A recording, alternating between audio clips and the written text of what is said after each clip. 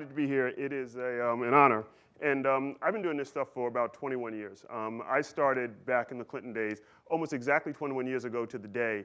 I got a job with the Clinton administration. It was the coolest job anybody's ever had. My job was to talk about media, talk about telecommunications, and talk about this thing called the information superhighway. Now, when I started with and if you look at that picture, I'm the guy in the middle for those who can't figure it out. And I will never wear Google glasses because I have one unfortunate experience with goofy glasses. So I will never do this again. But when I joined the Clinton administration, I'd never been on the internet.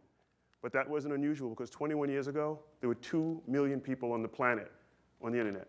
2 million people on the entire internet. My job was to explain to people what the internet was, why it mattered to them, and to try to create a buzz, try to find ways we could use the internet to do things like address education, address hunger, address the needs of low-income people, to make the internet mean something for the rest of the planet.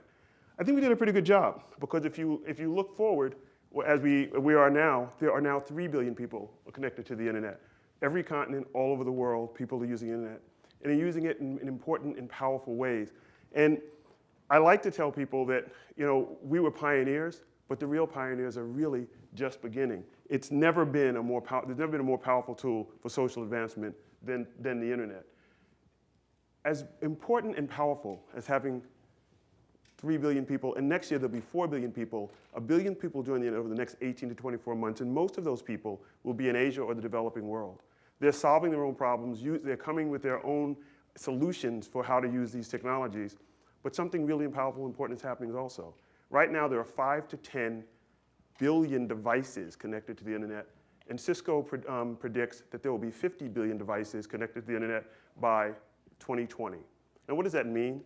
It means that we can use this power of the internet not just exponentially with people, but exponentially with machines. And let me give you a sense of some of the things we can do. Right now, when we talk about whether it's wearable devices or whether it's cloud computing or whether it's Internet of Everything or the Internet of Things, every one of those things means that we can make the world a better place. I was in Australia this time last year, and I was talking to some people doing some things with water. I know there was a water panel early this morning.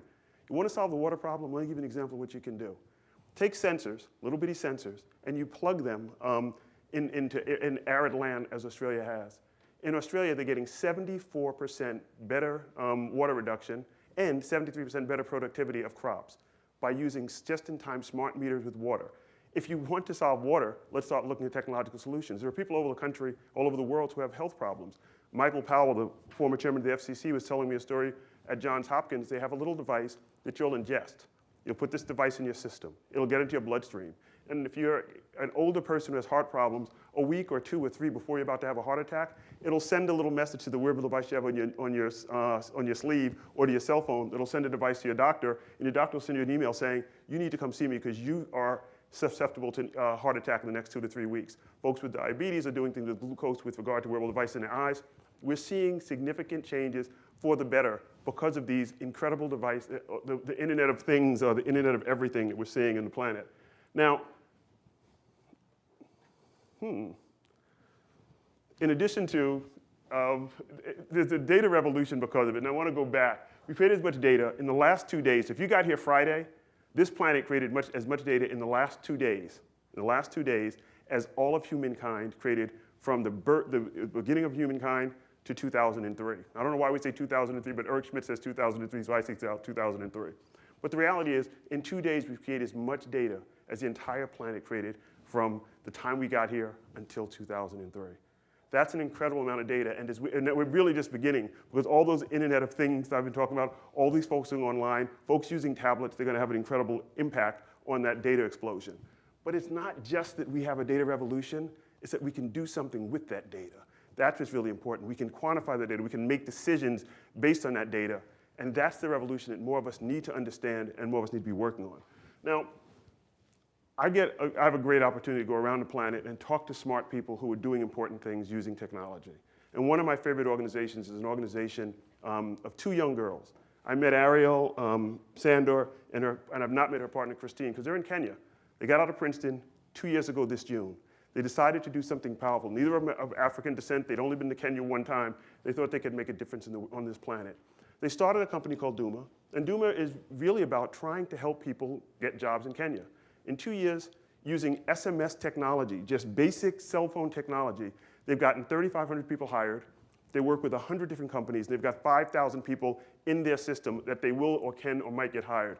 They're going to scale up. They're not doing anything particularly high tech. They're using a basic cell phone. They're doing algorithms, doing SMS-based screening, but they've done an important job for thousands of people today and hundreds of thousands if they can scale as rapidly, if they have the right partners and the right framework for growth. There's another company called Library for All. It's a nonprofit company. A couple of young women, Daniela Evans, a British woman, about 30 years old. She'd been in development most of her life, and she decided that she wanted to do something powerful. If you know what's happening, 250 million children aren't learning the basics, even if you get to the 4th grade. You know, we talk about these technologies and how fast they ramp up. How many of you are aware that 5 years ago, this didn't exist? If we were talking 5 years ago, 2009, in March, none of us had an iPad. Very few of us had a tablet. It came out, I think, June of that year. So what we're talking about is in 5 years, we've gone from this being $800 or $900 and a luxury to now you can get a $50 to $75 tablet and change the world for children. You can bring local content. We can lift 171 million children out of poverty. The use of something as simple as this is now down to $50 to $100, and that price is dropping, and the power and utility is rising. That's the power of technology when smart people who are social entrepreneurs who have a gut instinct decide they're going to follow that gut instinct. And they piloted a project in Haiti, and they did incredibly good work, and they're working with OEMs, they're working with content providers, they've got partners from foundations.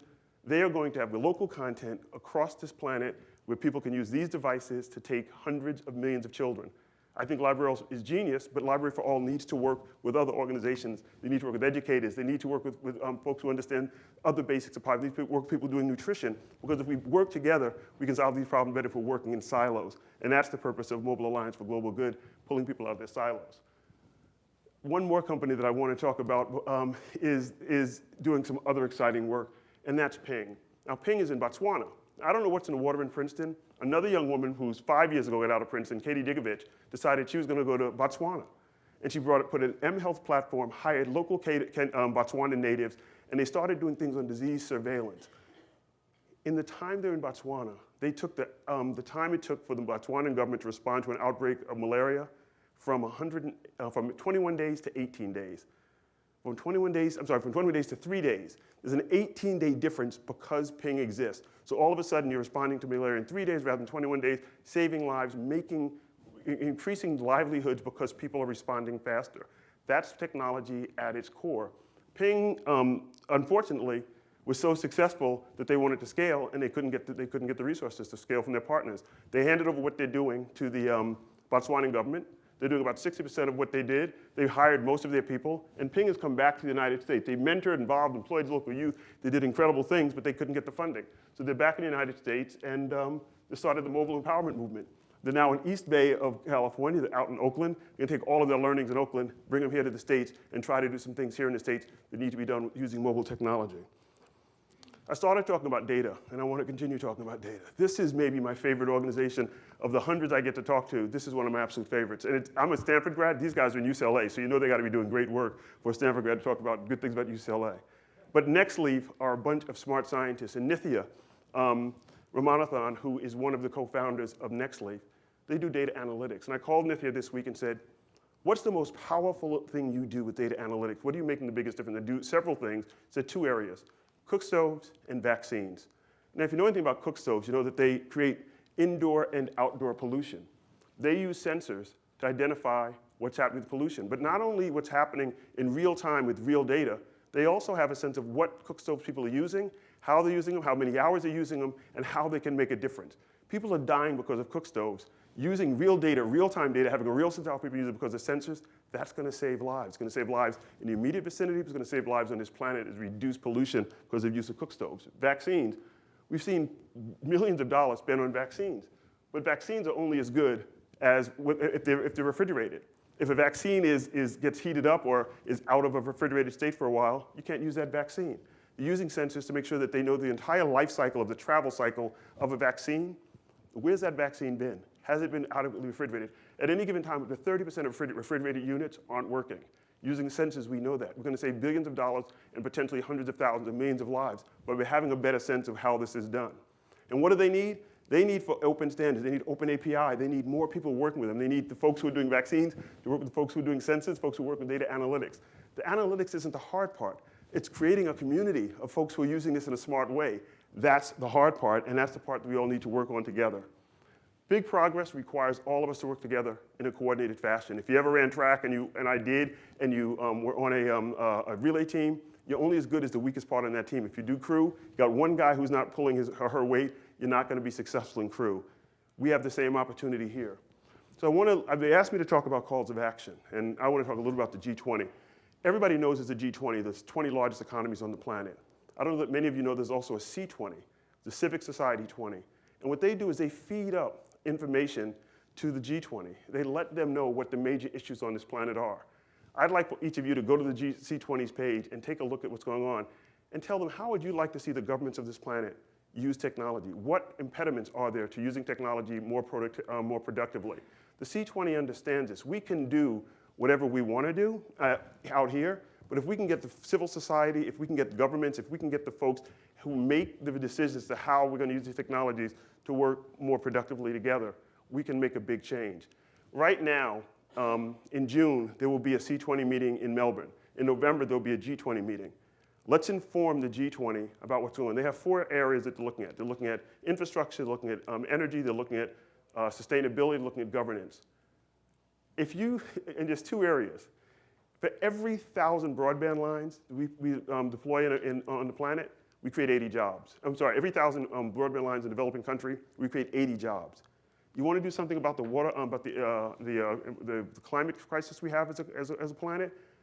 If you were to connect our transportation grid, our energy grid, our agricultural grid, and our buildings to machine communications over the next several years, we could reduce, according to the Carbon War Room, we could reduce the carbon emissions by 18.2 trillion tons of carbon. That's more carbon on an annual basis than the United States and India combined produce. Just by using technology smarter, more efficiently, and moving away from some of the old tired traditions and some of the new traditions. We need to have our foundations, our governments, our NGOs, our entire community start thinking in internet speed.